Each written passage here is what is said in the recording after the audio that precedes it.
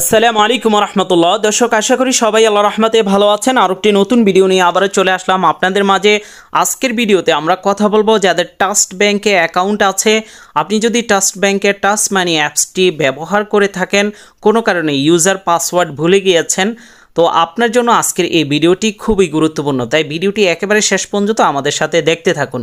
দর্শক, ভিডিও শুরু করার আগে আপনাদের কাছে অনুরোধ থাকবে, যারা এখনও পর্যন্ত আমাদের ইউটিউব চ্যানেলটি সাবস্ক্রাইব করেননি অবশ্যই চ্যানেলটি সাবস্ক্রাইব করবেন এবং পাশে থাকা বেল আইকনটি বাজিয়ে দেওয়ার অনুরোধ করছি। আর যারা ফেসবুক পেজ থেকে দেখছেন অবশ্যই পেজটিও ফলো করে দেবেন এবং আপনার প্রোফাইলে আমাদের এই ভিডিওটি শেয়ার করে দিবেন এবং আপনার যে কোনো মতামত আমাদের কমেন্ট বক্সে শেয়ার করবেন, এতে আমরা খুশি হব। দর্শক, চলুন আজকের ভিডিওতে প্রবেশ করা যাক। প্রথমেই ট্রাস্ট মানি যে অ্যাপসটি আছে ট্রাস্ট ব্যাংকের, সেটাতে আপনি প্রবেশ করতে হবে। এখানে প্রথম পার্টে আমরা বলতেছি যে ট্রাস্ট মানি যে অ্যাপসটি আছে এটাতে কিন্তু 3 মাস পর পর পাসওয়ার্ড অটোমেটিকভাবে পরিবর্তন করার জন্য ওয়ার্নিং দিবে আপনাকে।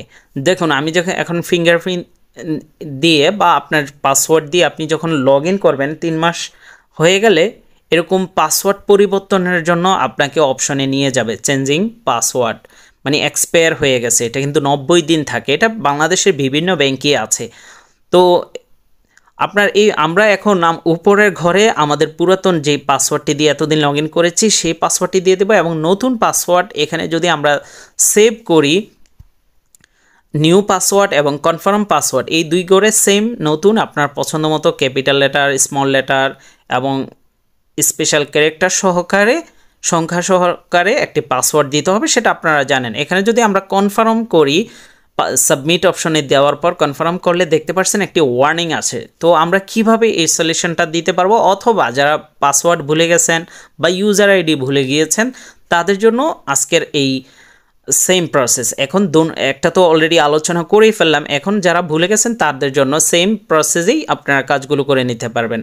তা যাদের এরকম ওয়ার্নিংয়ের সমস্যা আসতেছে পাসওয়ার্ড পরিবর্তন করতে গেলে, সেক্ষেত্রে আপনারা forget user ID password and unlock এই অপশনে আপনাকে ক্লিক করতে হবে। এই অপশনে আপনি ক্লিক করে আপনি পাসওয়ার্ড পরিবর্তন করতে পারবেন, অথবা ইউজার আইডি ভুলে গেলে সেটাও আপনি অথবা কোনো কারণে বেশি অতিরিক্ত ভুল পাসওয়ার্ড দেওয়ার কারণে লক হয়ে গেলে সেটাও আপনি করতে পারবেন। এখানে যাদের কার্ড আছে তারা কার্ডের মাধ্যমেও এই প্রসেসটা করতে পারেন। তো অ্যাকাউন্ট সবার আছে, তাই অ্যাকাউন্টের উপরে ক্লিক করলাম। এখানে প্রথমে মোবাইল নাম্বার, তারপরে ইমেল অ্যাড্রেস, আপনার অ্যাকাউন্টের সাথে যেই সমস্ত মোবাইল নাম্বার ইমেল দেওয়া। 3 নম্বর ঘরে আপনার অ্যাকাউন্ট নাম্বারটি দিয়ে দেবেন। 4 নম্বরে এখানে দেখতে পাচ্ছেন আপনি যখন এই ট্রাস্ট মানি অ্যাপসটি রেজিস্ট্রেশন করেছিলেন তখন একটি কিন্তু কোশ্চেন করা হয়েছিল, যে বিভিন্ন ধরনের এখানে কোশ্চেনগুলো দেওয়া আছে। তো আপনি যদি সেটাও ভুলে যান, এখানে দেখতে পাচ্ছেন ফরগেট সিকিউরিটি কোশ্চেন, এটার উপরে ক্লিক করার পর কনফার্মে ক্লিক করবেন। এরপরে আপনার যদি ক্রেডিট কার্ড থাকে তাহলে ক্রেডিট কার্ডের উপরে ক্লিক করবেন। আর অ্যাকাউন্ট তো সবার আছে, তাই আমি অ্যাকাউন্ট দিয়ে দেখাচ্ছি।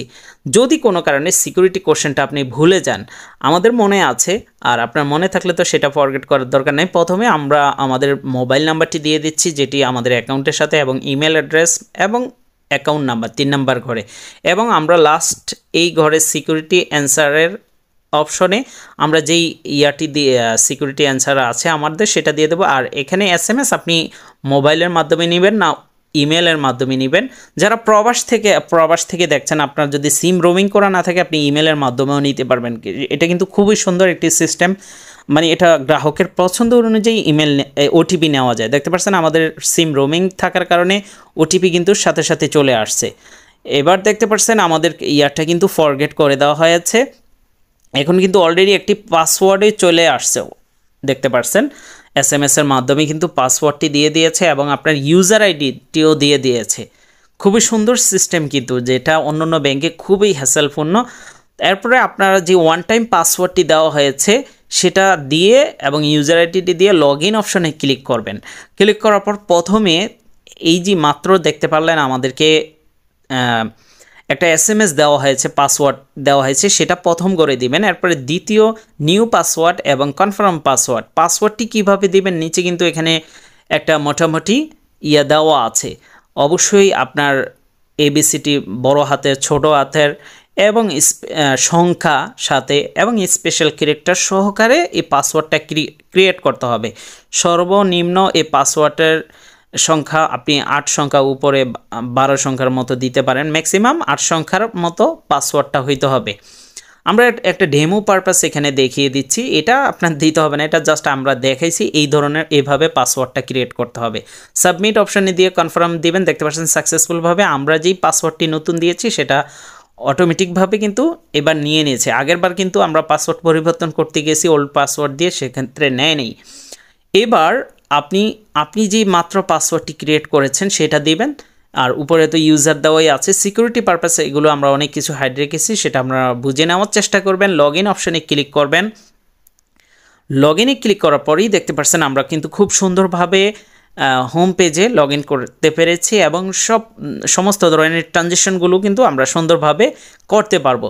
তো দর্শক, এই ছিল আজকের ভিডিওটি। আশা করি আপনাদের ভিডিওটি উপকৃত হবে এবং আপনারা ভিডিওটি কিন্তু শেয়ার করবেন, তাহলে আরেকজন উপকৃত হতে পারবে। তো এই ছিল। আর আপনি যদি বায়োমেট্রিকটা অন করতে চান সেক্ষেত্রে এভাবে মেনু অপশানে আসার পর বায়োমেট্রিক উপরে ক্লিক করবেন, এরপর আপনি ইউজার পাসওয়ার্ড দিয়ে এভাবে বায়োমেট্রিকটাকে করে নিতে পারেন। পরবর্তীতে আপনি শুধু ফিঙ্গার দিয়ে অ্যাপসে লগ ইন করতে পারবেন। যাবেন না, আর একটি কথা আছে, আপনারা যারা প্রবাস থেকে দেখছেন, আপনি যদি বাংলাদেশি সিম কার্ড রোমিং করে বিদেশে ব্যবহার করতে চান, বিশেষ করে ব্যাংকিং ওটিপির জন্য, কথা বলা বা ইন্টারনেটের জন্য না, ব্যাংকিং ওটিপির জন্য রবি এয়ারটেল গ্রামীণ, তাহলে অবশ্যই স্ক্রিনে দেওয়া হোয়াটসঅ্যাপে আমাদের সাথে যোগাযোগ করবেন। শুধু পার্সোনালি কোনো বিষয় যোগাযোগ করবেন না, রোমিংয়ের ক্ষেত্রে বা আমাদের সাথে যে কাজগুলো আছে, বা ট্রাস্ট ব্যাংকে আপনি অ্যাকাউন্ট ওপেন করতে চাইলেও আমাদের সাথে যোগাযোগ করতে পারেন। বা বিকাশ চালানোর জন্য যদি আপনাদের সার্ভার লাগে, আপনার সিম রোমিং করা আছে বিদেশে অলরেডি, সার্ভারের প্রয়োজন বিকাশ ইউজ করার জন্য, সেক্ষেত্রেও আমাদের সেম হোয়াটসঅ্যাপে আমাদের সাথে যোগাযোগ করবেন।